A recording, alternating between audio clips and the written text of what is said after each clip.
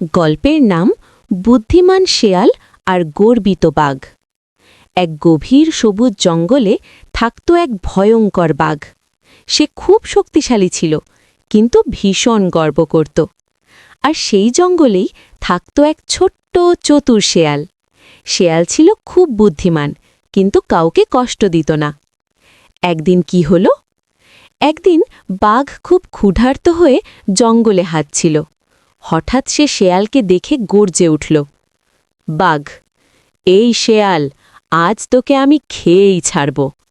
শেয়াল একদম ভয় না পেয়ে শান্তভাবে বলল, শেয়াল, বাঘ মামা, আমাকে খাওয়ার আগে একটা কথা শোনো। বাঘ অবাক হয়ে বলল, কি কথা? শেয়ালের বুদ্ধি। শেয়াল বলল, আমি কিন্তু জঙ্গলের রাজা, আমার পেছনে সবাই ভয় পায়। বাঘ হেসে উঠল, তুই জঙ্গলের রাজা? হাসিও না। শেয়াল বলল, বিশ্বাস না হলে আমার সাথে চলো। জঙ্গলের পথে দুজন হাঁটতে লাগল। যেই না অন্য পশুরা বাঘকে দেখল, সবাই ভয় পালাতে লাগল।